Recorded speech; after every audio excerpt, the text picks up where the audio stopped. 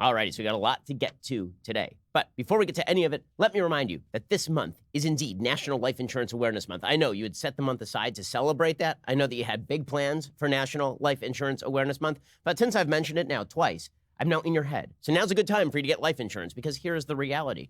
Are you an adult? Are you a responsible human being? Make sure that your family is taken care of in case you get hit by a bus in the next 10 minutes. Like, go right now and buy life insurance over at PolicyGenius.com. Right now is a great time to buy life insurance, it turns out, because prices are the lowest they have been in 20 years. And Policy Genius has made it easier than ever for you to get covered. Policy Genius is the easy way to shop for life insurance online. In minutes, you can compare quotes from top insurers and find your best price. Once you apply, the Policy Genius team will handle all the paperwork and the red tape. And Policy Genius doesn't just make life insurance easy. They can also help you find the right home insurance, auto insurance, disability insurance. Policy Genius makes it supremely easy to do all this. You don't want to think about your impending doom for the rest of the entire month or next month or the month after that. Instead, what you should be doing is getting it done right now. Then you never have to think about this again until you plot, at which point it won't help you to think about it because you'll be dead. But at least your family will have the money that they got from the life insurance policy you were responsible enough to buy through PolicyGenius.com. So head on over to PolicyGenius.com, get quotes, apply in minutes. You can do the whole thing on your phone right now. Policy Genius, the easy way to compare and buy life insurance. Alrighty, so we begin today with a quick recap of the rise and fall of James Comey. We didn't have a chance to do this on the podcast yesterday because this news broke after the podcast was over. But here is the story. So James Comey, former FBI director, hero of the Republic, for a brief moment in time, brief shining moment in time. Well, a report came out yesterday from the Office of the Inspector General over at the DOJ, and basically what it found is that he leaked classified information to the press through a friend. That wasn't heavily classified. It wasn't super duper top secret classified. It wasn't like he set up a private server like Hillary Clinton or something. Instead, what happened is something fairly simple. He created a series of memos. He then leaked those memos to one of his friends who was outside the government. That person then proceeded to hand those over to the New York Times. And that was, in fact, a violation of law, but not bad enough that he was actually going to get prosecuted. Now, James Comey then declared himself exonerated. There are so many ironies in this story. It's like it's an onion of irony. You take off that top layer, another layer of irony, and then another layer of irony, all the way down to that core of granite iron irony. It's fantastic. So James Comey he started off, you'll recall, as an enemy to the Democrats, right? Because in 2016, James Comey made the grave error of going out in public and spilling on how Hillary Clinton violated the law 6 ways from Sunday. And then he said, but we're not prosecuting her because I've changed the law. Conveniently for her, I've changed the law now. I'm rewriting it. She's not going to be prosecuted. But she did some bad stuff, guys, some bad stuff. And the Hillary Clinton campaign rightly said, well, if you're not prosecuting me, then why are you spilling all this crap out in public? Right now, irony layer number one. The entire Democratic Party was super happy that Robert Mueller then did the exact same thing to Donald Trump on the Trump, Russia, and obstruction of justice stuff. Right? Because that's what the Mueller report was. It was all the reasons why Trump is bad. Also, we're not prosecuting him. But here you are, and just vomit all this material right out there in public. Okay, so James Comey did that in 2016. It was very bad. Then the Democrats flipped, and by 2019, it was really good. Okay, so that's irony number one. Then James Comey, right before the election, reopens the investigation into Hillary Clinton and has to notify the entire world about it, like 5 days before the election. And then a couple days later, he says, oh yeah, by the way, we didn't really find anything. And this really hurts Hillary Clinton. So he is the enemy, right? He's the person who cost Hillary Clinton the election, supposedly. Then it turns out that he's a hero of the Republic. Why? Well, because he started keeping tabs on President Trump. He was suspicious of President Trump. And because he was suspicious of President Trump, he started keeping memos. And he refused to just say out loud what he had already told Trump, which is that Trump wasn't under investigation. It turns out the reason he wasn't saying that is because Trump was kind of under investigation by Comey and the FBI. The reason Comey was keeping memos was presumably in order to provide the basis for an obstruction of justice charge, or in order to gather information on Trump, Russia kind of stuff. So Comey was either fibbing to Trump or he was unwilling to say something that was eminently true to the American public. One of these two things was obvious. Okay, so he ends up getting fired. And now he's a hero of the Republic again. So he went from being Democratic enemy to Democratic hero, which in and of itself is a certain level of irony, especially because he probably cost Hillary Clinton the election in the view of Democrats. Okay, so for 2 years, he's hero of the Republic because he was fired by Trump, and this was obviously Trump trying to stop the Russia investigation. Then a couple things happened. One, the Russia investigation comes to nothing. And two, it turns out that James Comey is, in fact, a leaker, and that he lied about leaking, and that James Comey is, in fact, a self-aggrandizing tool who is not very good at his job, which is unfortunate for James Comey. Not great for James Comey. And so the OIG analysis comes out yesterday, and James Comey, in another layer of irony, then declares himself exonerated. This is the same guy who declared that President Trump was supremely wrong for declaring himself exonerated by the Mueller report. So which is it? Well, he wasn't exonerated here. Okay, not only was he not exonerated, the report's pretty damning. Basically, the OIG found, and this is a direct quote, that consistent with the Inspector General Act and department regulations, this matter was referred to the OIG in July 2017 by then acting FBI Director Andrew McCabe, following the FBI's determination that Comey may have shared memos that contained classified information with his personal attorneys. And they say, yes, the memos were, number one, FBI records. So he called them personal records. They were not. They were FBI records. Second, Comey violated department and FBI policies pertaining to the retention, handling, and dissemination of FBI records and information. They say Comey's actions with respect to the memos violated department and FBI policies. And then they say that he failed to return memos after being removed as FBI director. He improperly disclosed FBI documents and information through a third party to a reporter. They say that he improperly disclosed the presence of this information to his attorneys. In other words, there are a bevy of violations here. They didn't rise to the level of the criminally prosecutable, but he definitely violated a bunch of internal FBI regulations, his employment agreement, and all the rest. And the OIG concluded that Comey's behavior really damaged the FBI. They said, quote, the responsibility to protect sensitive law enforcement information falls in large part to the employees of the FBI, who have access to it through their daily duties. On occasion, some of these employees may disagree with decisions by prosecutors, judges, or higher-ranking FBI and department officials about the actions to take or not take in criminal and counterintelligence matters. They may even, in some situations, distrust the legitimacy of those supervisory, prosecutorial, or judicial decisions. But even when these employees believe that their most strongly held personal convictions might be served by an unauthorized disclosure, the FBI depends on them not to disclose sensitive information.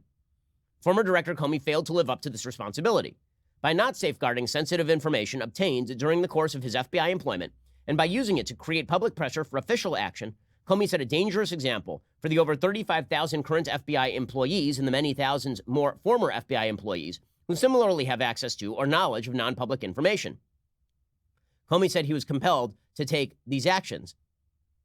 But it doesn't matter, because they have previously faulted Comey for acting unilaterally and inconsistent with department policy. Comey's unauthorized disclosure of sensitive law enforcement information about the Flynn investigation merits similar criticism. In a country built on the rule of law, I mean, this is the OIG just slapping Comey across the grill. In a country built on the rule of law, it is of the utmost importance that all FBI employees adhere to department and FBI policies, particularly when confronted by what appear to be extraordinary circumstances or compelling personal convictions.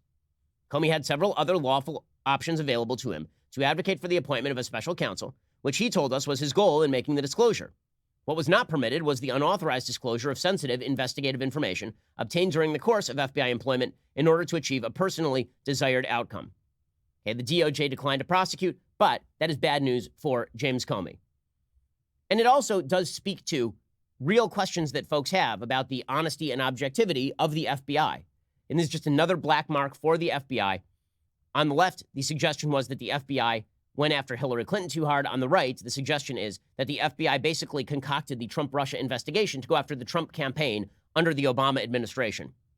And we still are awaiting an OIG report about the origins of the Trump-Russia investigation. There are two plausible theories about the origins of the Trump-Russia investigation. Plausible theory number one is that it was initiated in good faith based on information received by the FBI that there were several low-level aides to the Trump campaign who were meeting with Russian sources, and so they initiated the investigation, and then it spun out of control.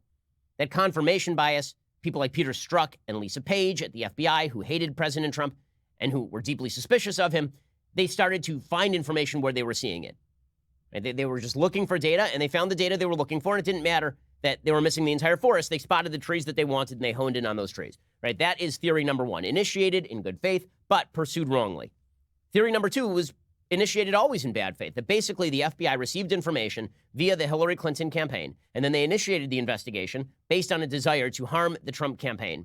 And they were planning to spring that on the Trump campaign late in the campaign if they thought that he was going to win, or post-campaign if he actually did win.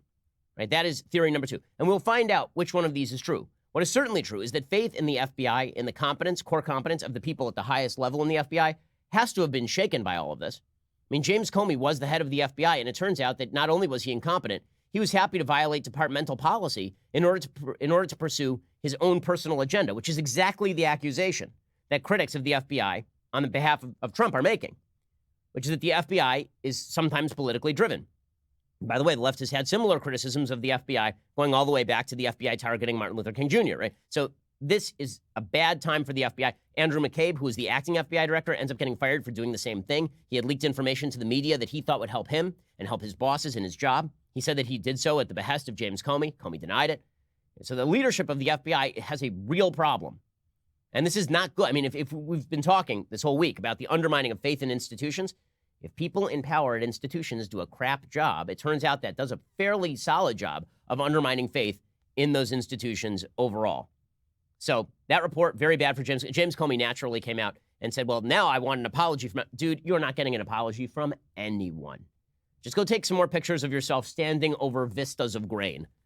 He's such a weird dude. Like, now, James Comey's entire job consists of taking Instagram photos in front of nature. If you watch his Twitter feed, his entire Twitter feed is like him staring up at a giant redwood or him standing on a road. Well, I guess he can go be a nature photographer or something, because he's never going to get a job anywhere near the intelligence community ever again, given his malfeasance here. Okay, meanwhile, I have to comment on a couple of pieces in the Washington Post yesterday. So apparently it was my birthday, because the Washington Post decided to run not one but two editorials targeting me yesterday, which is just a party. There's nothing I love better than just sitting here doing my job, and suddenly there are a couple of op-eds in the Washington Post. But thank you guys for really making sure that my exposure continues to grow. So I appreciate that from the Washington Post. We'll get to that in just 1 second, because not only are there two op-eds that were directed against me, they are both awful.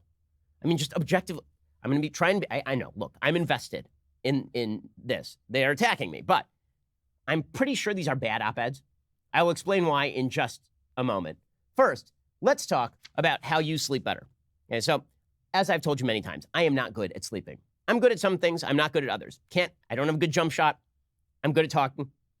Not good at sleeping. Okay, so how can I make my sleep quality better? Well, I did this by going and getting a Helix sleep mattress. The beautiful thing about a Helix sleep mattress is that it is personalized to you, right? That's quite wonderful. That means that you take a 2-minute sleep quiz, and they will match your body type and sleep preferences to the perfect mattress for you. No matter how you sleep, on the side, on your back, hot sleep, or whatever, Helix can make what your body needs. Just go to helixsleep.com/Ben, take their 2-minute sleep quiz, and they will match you to a customized mattress that will give you the best sleep of your life. When I'm on the road, I have a really tough time sleeping because I'm away from my beloved Helix sleep mattress. It's so good that I got one for my sister and her husband upon the occasion of their wedding. For couples, Helix can even split that mattress down the middle, and that'll give you the individual support needs and feel preferences that you want for each side. They've got a 10-year warranty. You try it out for 100 nights risk-free. They'll pick it up for you if you don't love it, but you will. Helix is offering right now up to $125 off all mattress orders for our listeners. Get up to $125 off at helixsleep.com/Ben. Again, helixsleep.com/Ben for up to $125 off your mattress order. So solid deal, risk-free. Go check it out. I promise it's going to make your life a whole hell of a lot better. Okay, so let's jump into these insane editorials from the Washington Post. So herein lies the Washington Post's argument. Everyone on the right is Hitler. Everyone is Hitler. And they will make this argument till their face turns blue. It's one of the reasons why President Trump is president, is because everybody who happens to be even slightly right of center is sick of being labeled a white supremacist. They're tired of being labeled racist. They're tired of being labeled all the bad words in the universe simply because they disagree with Nancy Pelosi on tax policy and abortion. And as we'll see, the left doesn't understand this. So when people like me say, you know what, why don't you have a conversation with us? Because we actually agree on white supremacy being evil. We all agree that Nazis suck. We're all on the same page here. The first response of the left is, but aren't you a Nazi? And it's like, God bless it, that you're making my argument for me. My whole argument is that we are having a tough time conversing with one another, and people are getting angry, and they are responding in dramatically reactionary fashion because you keep calling them something they are not. If you keep calling people Nazis, eventually they just throw up a giant middle finger, and the middle finger has a giant T on it, right? That's the Trump middle finger. That's what it was, right? You went at the right long enough. You kept calling us white supremacists. You kept calling us Nazis. And then Trump was out there basically saying you're all schmucks. And we're like, okay, fine, that guy. Do it. Okay, so the left's response to this is, but aren't you Nazis, though? Aren't you Nazis? Now, here is the greatest example of this I have ever seen. So yesterday, in the Washington Post, there's a piece by a woman named Eve Fairbanks. The piece is titled, "The Reasonable Rebels. Conservatives say we've abandoned reason and civility. The Old South used the same language to defend slavery." Okay, this is literally the Hitler dog argument. This is Hitler had a dog. You have a dog. Thus, by logical deduction, you are Hitler. What the actual... It turns out you know who has called for reason and civility? Like a lot of people over the course of all of human history have called for reason and civility. And by the way, I would note that the Old South did not make its bones on calling for reason and civility. They made their bones on firing on Fort Sumter, for God's sake. They initiated the largest war in the history of the United States, ending with the deaths of 600,000 people. That was not reason and civility. Also, you know, I know that conservatives today are not like the Old South when they call for reason and civility, because I'm not whipping black folks while I'm calling for reason and civility, you moron. Because I don't own slaves, you dumbass. Like, what are you even talking about? It is exactly the Hitler dog argument. It is exactly the Hitler dog argument, right? Hitler used to eat vegetables. Do you eat vegetables? Do you? Do you? Hitler liked art. Do you like art? Hitler listened to classical music. You listen to classical music. You keep saying reason and civility. You know who else used to say reason and civility? Only difference between you and the slaveholders is that they held slaves. Yes, that is a big difference. That is a very, very large difference. Okay, so I'm not exaggerating. This is a very, very long piece making exactly this argument. You ready? Here it is. After the El Paso shooting, Ben Shapiro, a popular conservative podcaster, thank you very much, asked Americans to draw a line between the few conservatives who are white supremacists and those who, like him, aren't. Okay, first of all, no, I didn't ask Americans to draw a line between the few conservatives who are white supremacists and those like me. I said that it is non-conservative by definition to be a white supremacist, because conservatism is about values. Conservatism is about the sacrosanct nature of the individual. Conservatism is about judging individuals as human beings. It is not about group identity. That cuts directly against conservatism. Okay, so no, you get it wrong in the first sentence, and then it gets worse.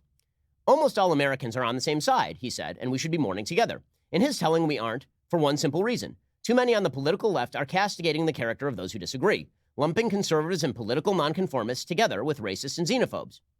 Okay, then we get to the good part. Eve Fairbanks says, I grew up in a conservative family.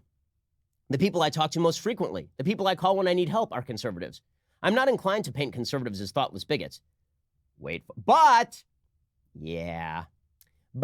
a few years ago, listening to the voices and arguments of commentators like Shapiro, I began to feel a very specific deja vu I couldn't initially identify.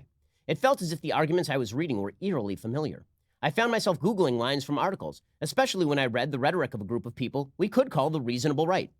These are figures who typically dislike President Trump, but often say they're being pushed rightward, sometimes away from what they claim is their natural leftward bent, by intolerance and extremism on the left.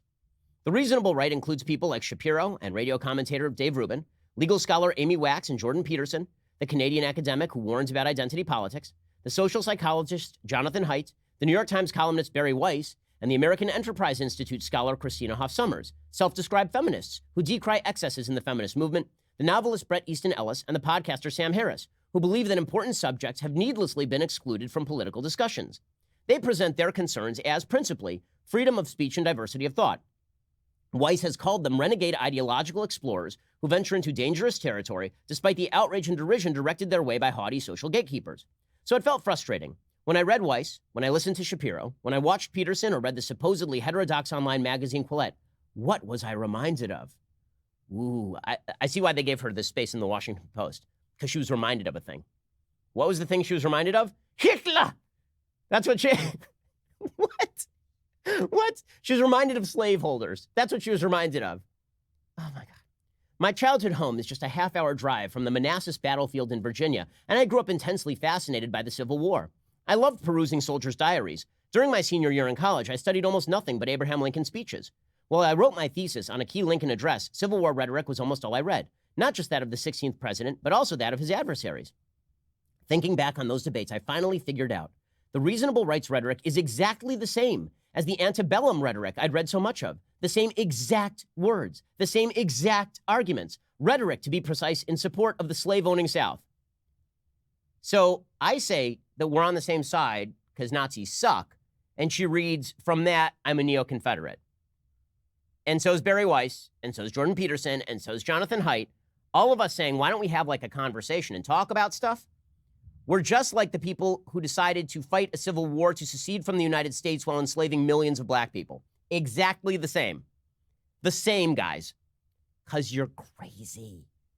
And you're proving my point. My whole point is that you are separating America by calling me a slaveholder, by likening me to a neo-Confederate. You are separating America. That was my entire argument. And your response is, but aren't you, though? But aren't you a neo-Confederate? Okay, seriously. Seriously. She says, if it sounds absurd, Shapiro and his compatriots aren't defending slavery after all. It may actually be because many Americans are unfamiliar with the South's actual rhetoric. When I was a kid in public school, I learned the arguments of Senator John Calhoun, who called slavery a positive good, and Alexander Stephens, the Confederacy's vice president, who declared that the South's ideological cornerstone rested upon the great truth that the Negro is not equal to the white man. But such clear statements were not the norm. Pro-slavery rhetoricians talked little of slavery itself. Instead, they anointed themselves the defenders of reason, free speech, and civility. This is such unbelievable horse bleep. Okay, you know who else called themselves defenders of reason, free speech, and civility? Abolitionists. Okay, everyone was... Many people talk this way. Why? Because sometimes conversation's a good thing. Like, if she studied the period of the Lincoln, the antebellum South and the antebellum North, if she's talking about that period, you know, it was one of the things that happened. There was this thing, I hate to remind her, called the Lincoln-Douglas debates, where they had a conversation about slavery. And you know when things went wrong? When people started beating the crap out of each other with canes on the floor of the Senate. When people started firing on each other. When a whole group of people were enslaving a whole other group of people. That was the big problem, not the conversation, guys. Not the conversation. Okay, that was the problem. The war had to be fought because some people were holding other people in bondage. And they weren't going to give up those people who were in bondage without using violence. Okay, that is not reason and civility on the part of the South. That's holding people in bondage. Like, do you not know what slavery is, you stupid ass? She says, it might sound strange that America's pro-slavery faction styled itself the guardians of freedom and minority rights, and yet it did. In a deep study of antebellum Southern rhetoric, Patricia Roberts Miller, a professor of rhetoric at the University of Texas at Austin, characterizes the story that pro-slavery writers wanted to tell between 1830s and 1860s as not one of demanding more power, but of David resisting Goliath. They stress the importance of logic, facts, truth, science, and nature much more than Northern rhetoricians did. Does she have anything to back this up at all?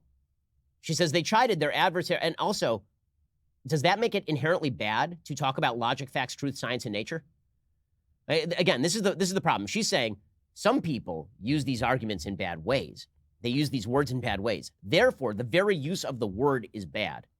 I can see why she doesn't like logic. I can see why she doesn't like facts or truth, because they cut really strongly against her argument. She says they loved hyperbole. Events were the most extraordinary spectacles that had ever challenged the notice of the civilized world, too alarming and threatened to destroy all that is valuable and beautiful in the institutions of our country. All over, they saw slippery slopes.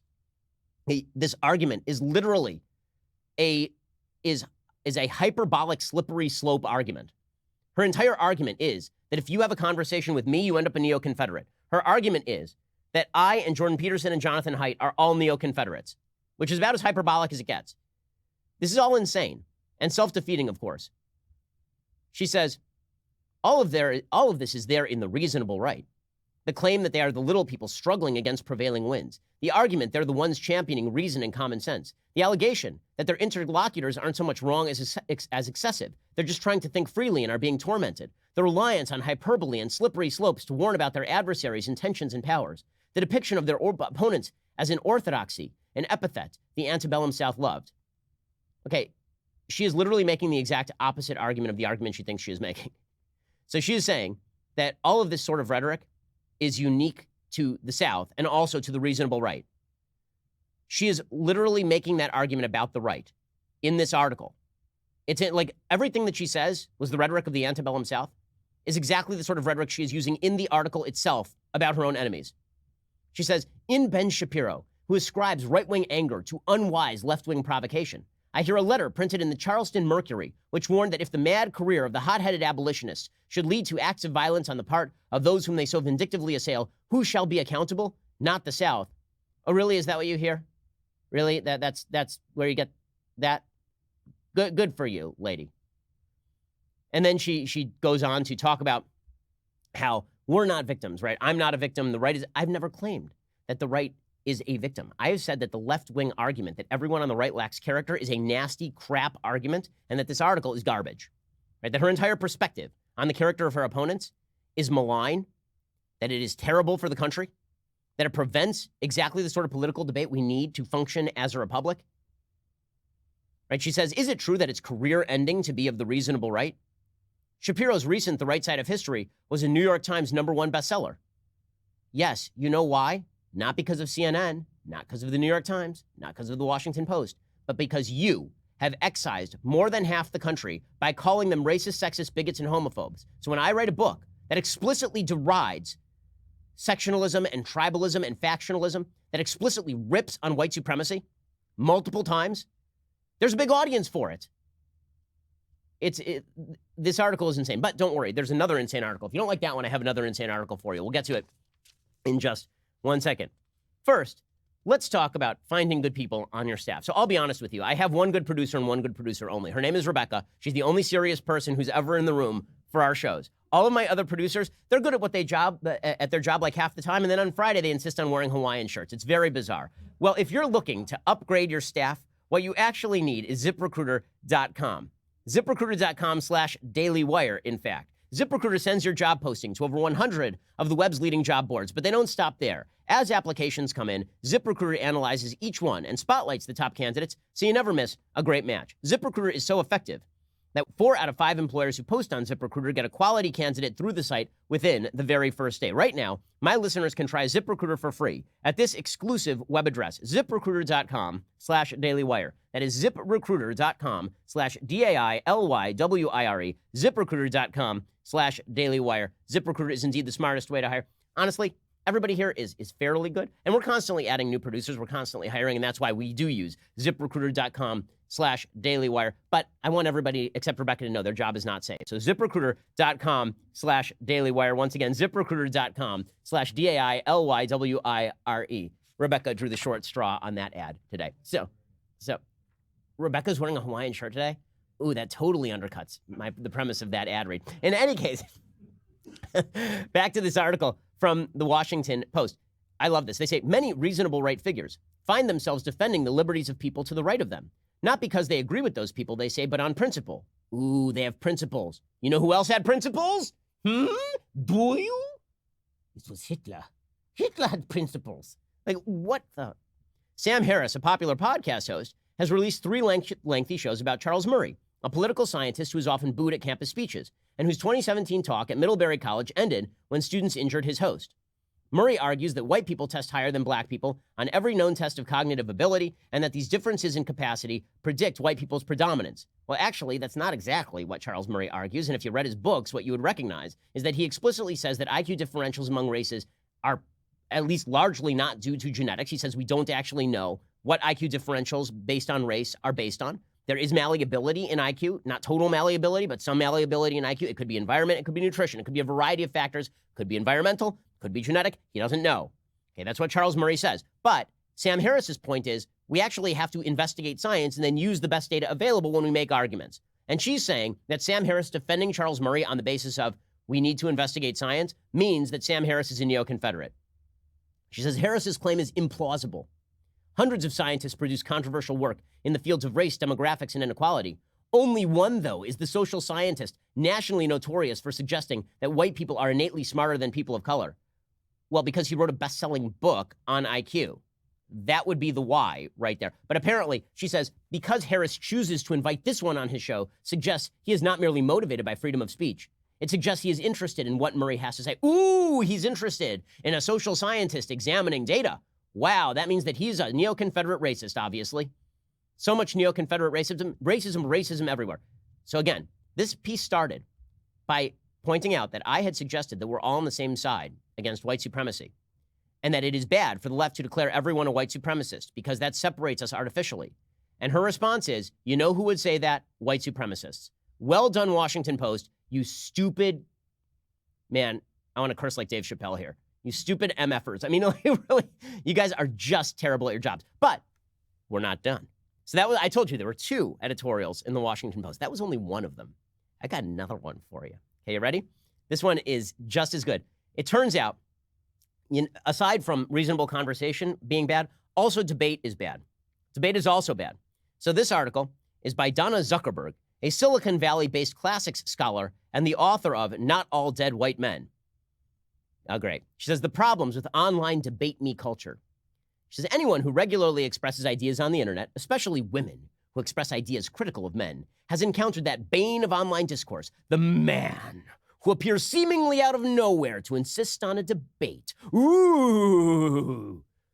Scary men wanting debate. Catcalling, as AOC would put it. Because, as we all know, the most vicious form of sexual abuse and harassment is to say, let's have a serious talk about marginal tax rates. That's how I hit on my wife, by the way. That's how it first got started. She was walking by, I was like, want to talk about some top marginal tax rates? I'd cut your capital gains taxes. Let me tell you that. Want to debate the death penalty? That actually did happen on our second date. In any case, this idiotic Washington Post column, the second one, again, on the same day, they're so good at their jobs. They say, a classic example came a few weeks ago after Barstool Sports founder and president Dave Portnoy threatened on Twitter to fire his workers if they tried to unionize. After Representative AOC joined the chorus of critics suggesting that such threats violated labor law, Portnoy fired back, hey AOC, welcome to Thunderdome, debate me. She ignored the request, and in a follow-up tweet, he naturally suggested that she had run from the challenge like a terrified child.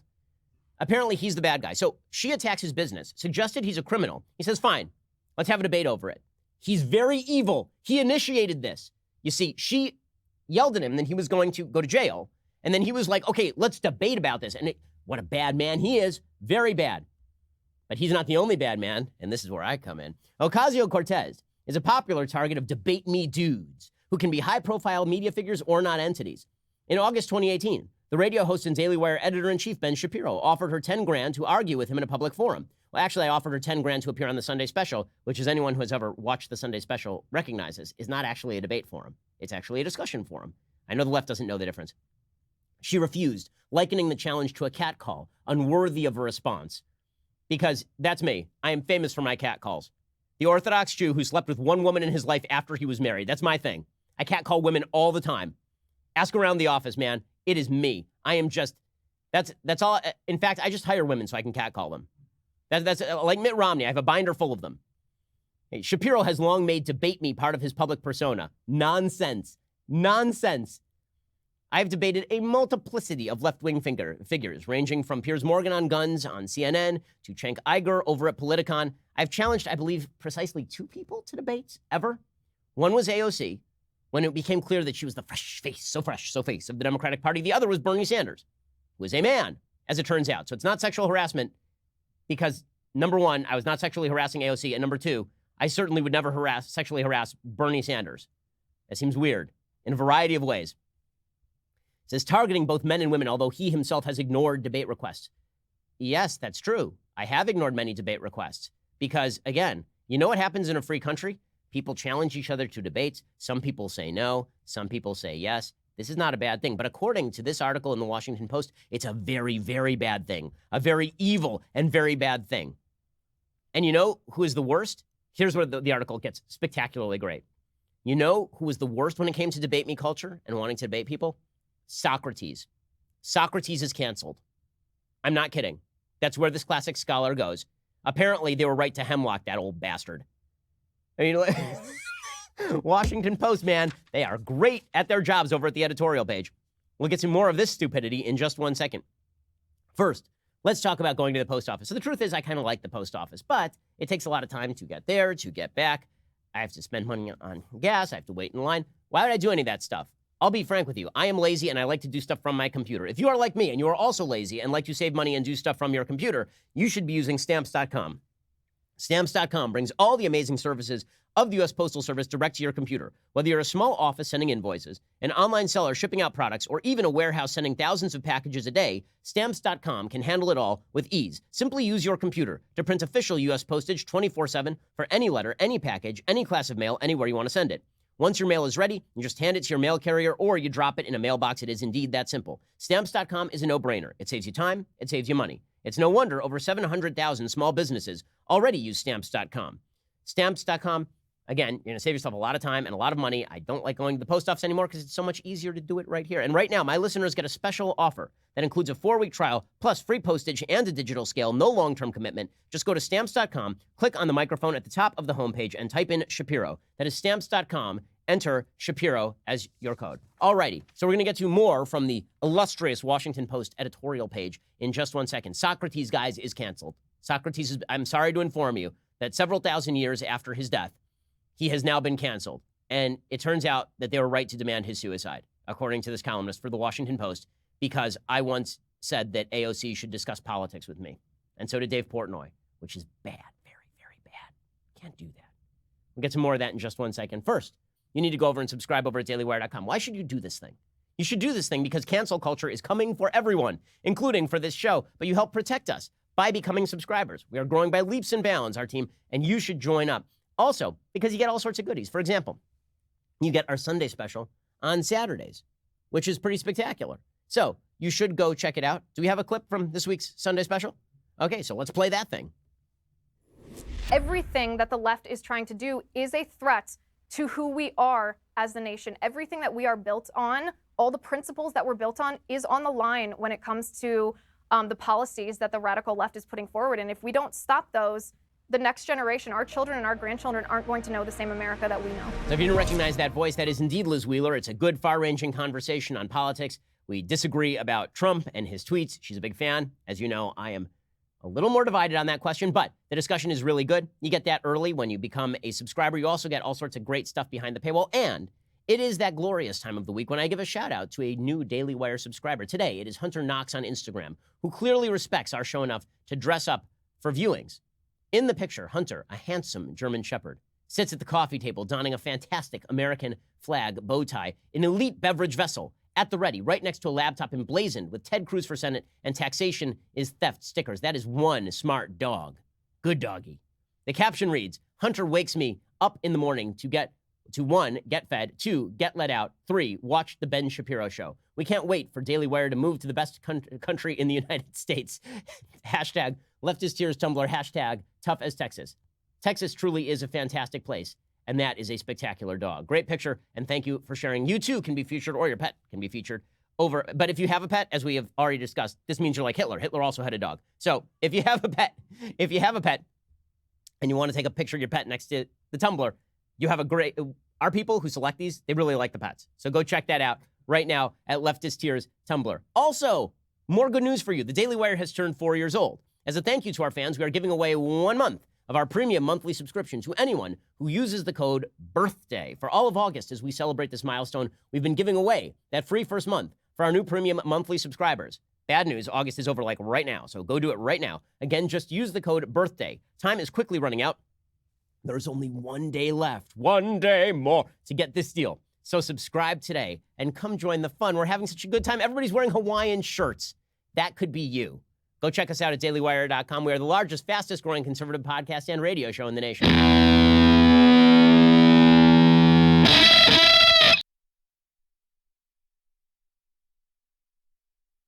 So as I say, this Washington Post op-ed, continuing with this, they then decide that debate me culture, where you say we should like have a debate or a discussion, that's real bad. And you know who is the best exemplar of a person who is constantly trying to debate people?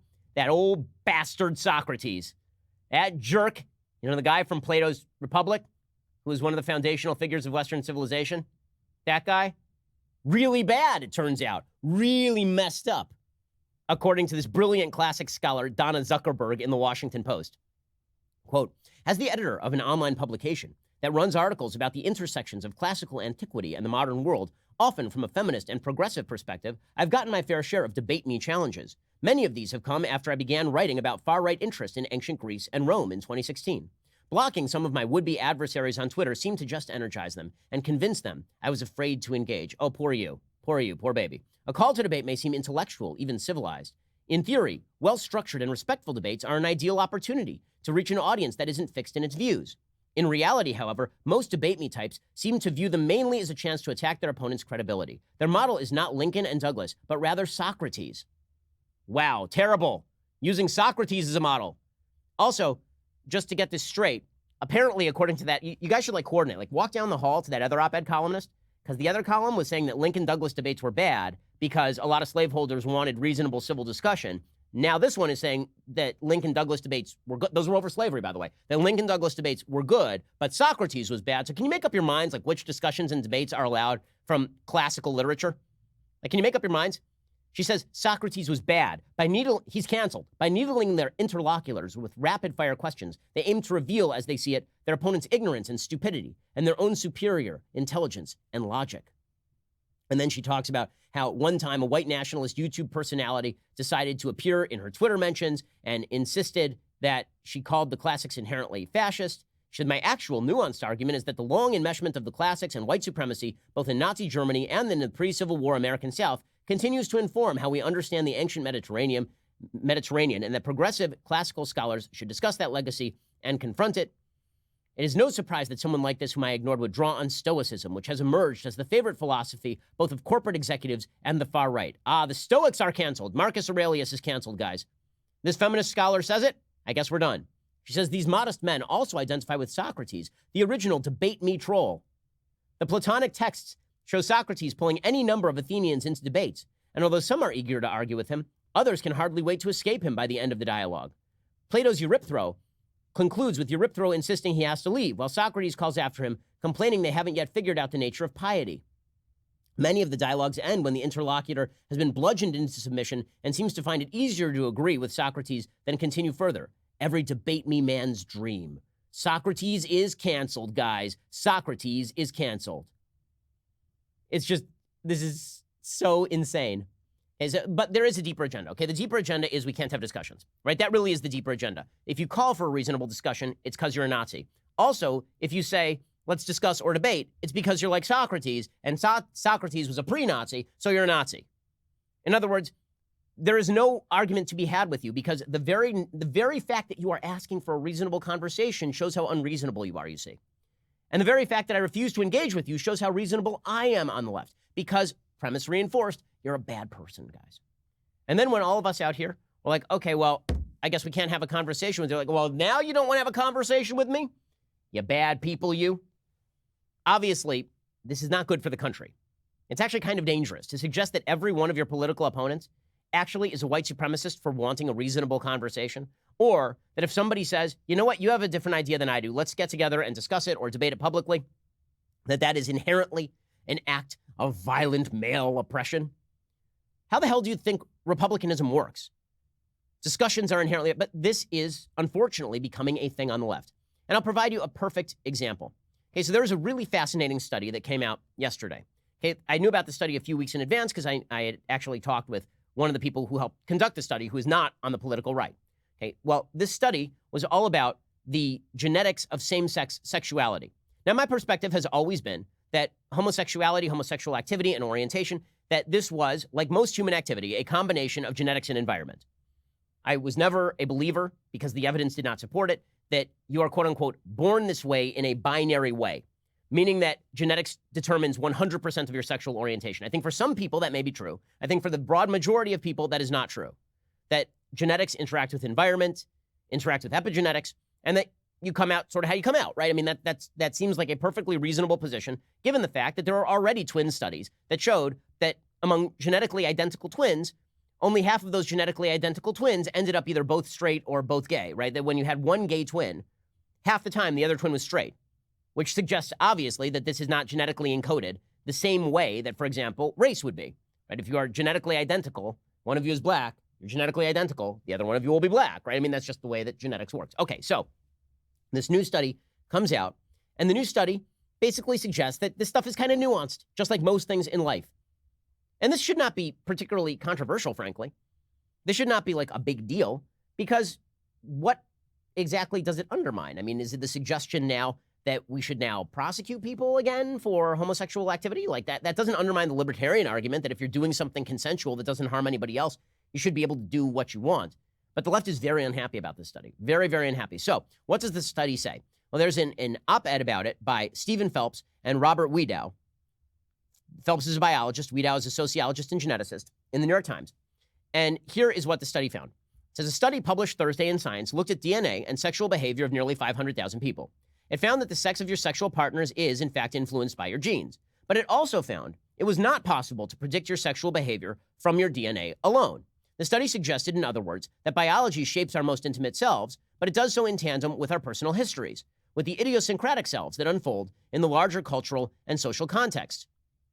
The researchers, who included one of us, Dr. Wiedow, analyzed the genetic markers of people who responded to the question, have you ever had sex with someone of the same sex?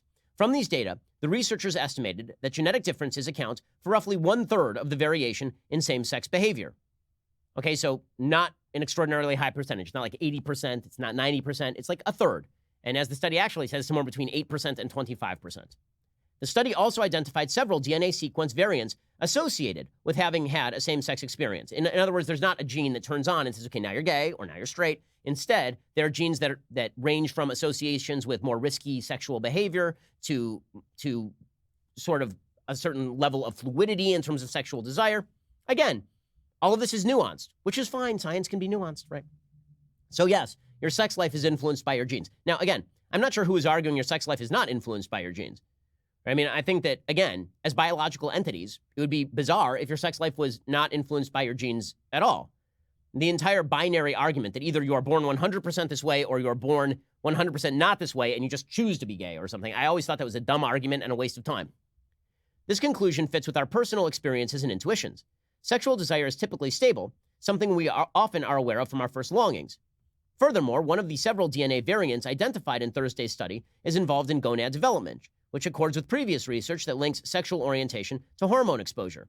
But the study's findings also complicate the relationship between genetics and sexuality. For one thing, the results make clear there is no single biology of sexual behavior. It turns out, for example, that the genes influencing same-sex behavior in females are often different from those that shape behaviors in males. Okay.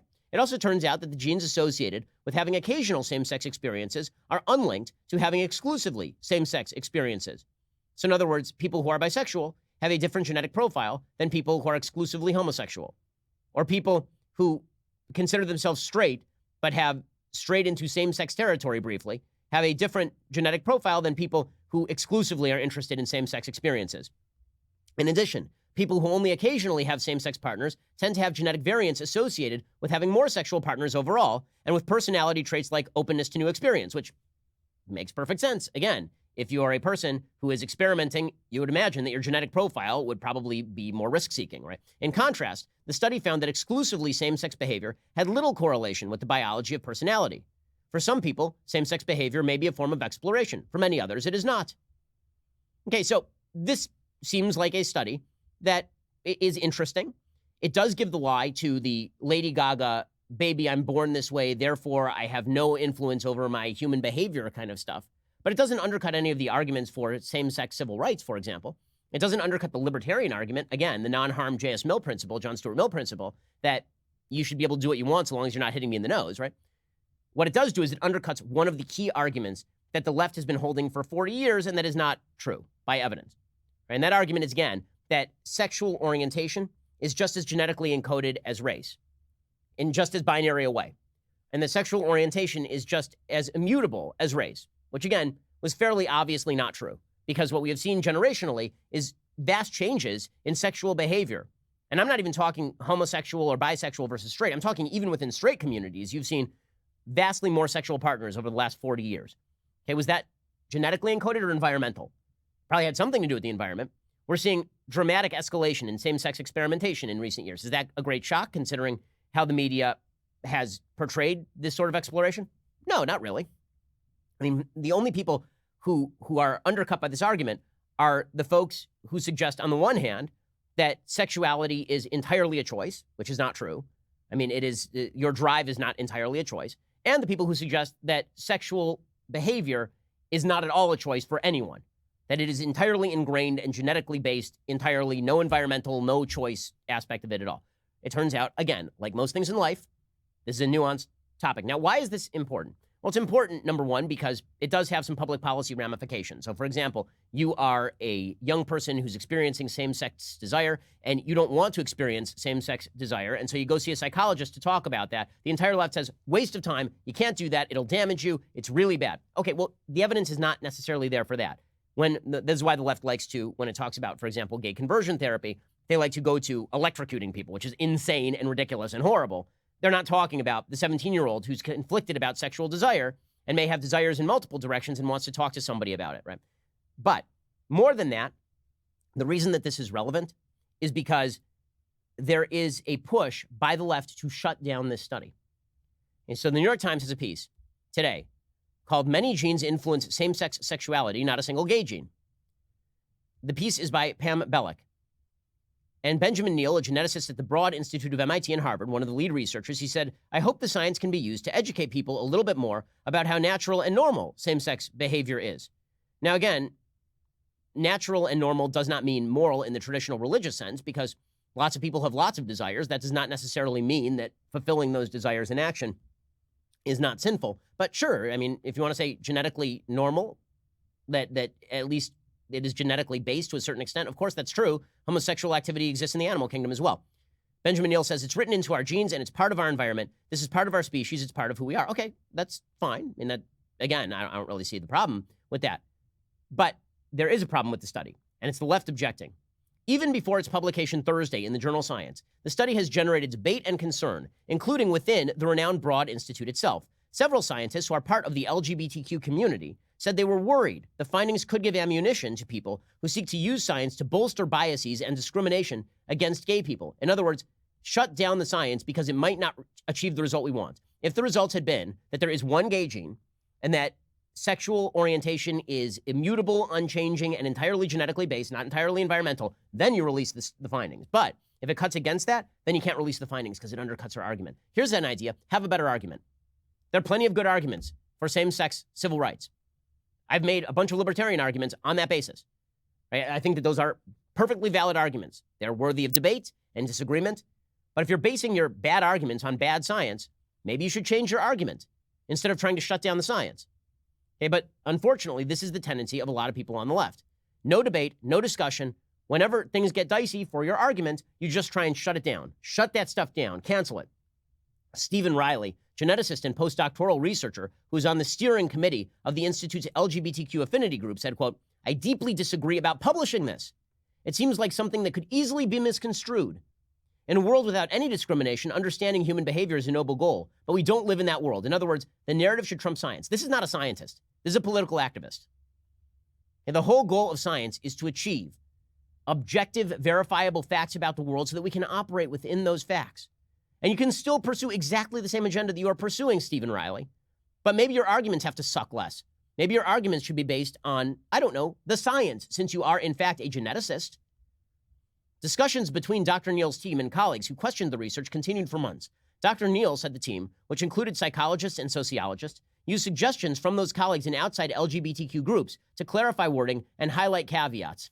That's amazing. So they were pre-screening the results with activist groups. Can you imagine this happening on the right? Can you imagine it? Truly. Pre-screening scientific results with advocacy groups for a particular political narrative? This is insanity. It truly is. And we're seeing this happen more and more broadly. If they're doing it in science, they will certainly do it in politics. They'll do it anywhere. Right? Dr. Neal is gay.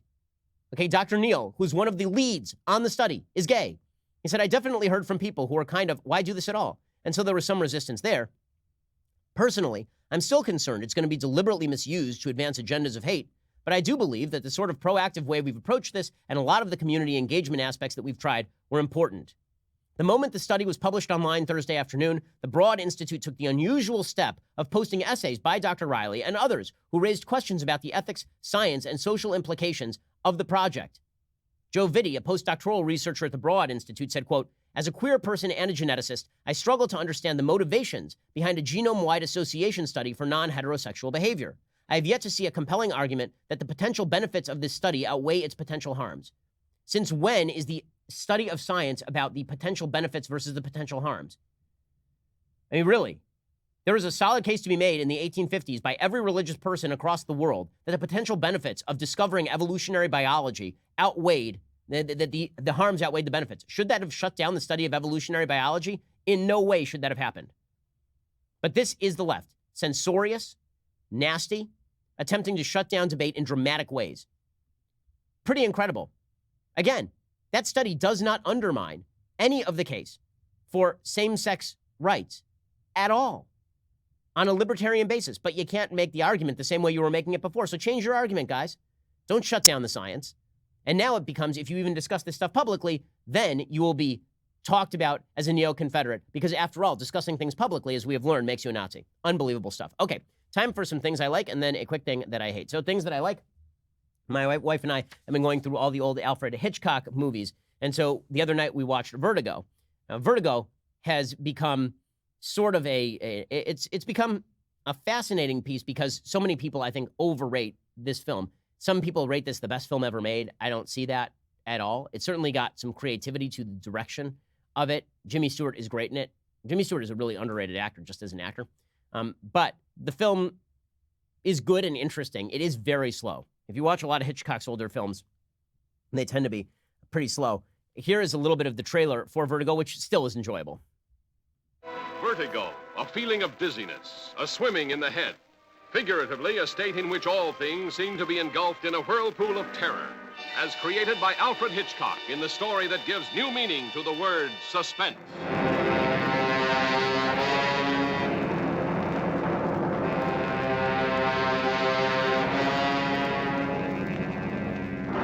I don't want to die. All of the old previews are so cheesy and wonderful. So you should go check out Vertigo if you have time. Also, I will give you a preview of next week's things I like. If you have time over the weekend, go watch Dave Chappelle's special because, whoa, cannot believe that dude got away with saying that stuff. Okay, time for a quick thing that I hate. So I'll tell you a thing that drives me absolutely up a wall, and that is corporate virtue signaling. So one of the new things is that corporations, first of all, capitalism always wins, right? Capitalism always wins because the capitalists are going to find a way to profit off of your own desire to virtue signal. So do you really think that Cadbury chocolate is involved in the anti-racism fight? Like, who looked at the chocolate bar and they're like, this chocolate bar seems like it doesn't care about racism enough? And who does that exactly? Okay, so Cadbury has now pushed what they call the Unity Bar. The Unity Bar, which, like, what? Are we going to have, I'm waiting for rockauto.com, right, to engage in racial statements about, like, mufflers. Why would you expect your corporations to engage in political statements about, I think we can all fairly assume that Cadbury opposes racism, since pretty much everybody does who is of good heart. And I have no reason to suggest that the Cadbury, like the old kind of eggs, the chocolate eggs, that those suggest some deep, dark plot against black people. In any case, Cadbury pushes the Unity Bar in India. And we have a little bit of their ad for this. It says, India's first chocolate, dark, blended, milk, white. It's a bar that has united in one bar. United in one bar. Amazing. The Unity Bar, guys. Unity Bar. There are a couple of problems with this bar. It's made to celebrate India and her people because sweet things happen when we unite. A couple of problems with this. The bar is segregated. So if you actually look at the bar, all of the squares are in their proper place. They didn't mix it all and swirl it all into one melting pot of chocolate. Nope. You got the dark chocolate on the opposite end of the white chocolate. They can't come anywhere near each other. They're separated dramatically by race. So their Unity Bar was kind of a fail. Also, it is amazing to me. If you're buying your products based on the virtue signaling of your of the corporations that push this sort of stuff, you're an idiot. If you really believe that Nike cares about Colin Kaepernick kneeling, you're a moron. Okay, Nike doesn't care about it. Nike wants to sell you shoes. And if you really think that Cadbury is like sitting in the back office going, how do we fight racism today? I know the Unity Bar. As opposed to, a lot of people out there keep talking about this racism thing. You know, it'd be a viral marketing campaign if we did something about racism. Which do you think is more accurate? But hell, you want to buy a chocolate bar because it makes you feel good about yourself, like getting all fat. Enjoy yourself. All right, we'll be back here a little bit later today for 2 additional hours of content. Otherwise, we'll see you here on Monday. Well, we won't, actually. Forget it. I'm not seeing you here on Monday. We'll see you here on Tuesday. I'm Ben Shapiro. This is The Ben Shapiro Show.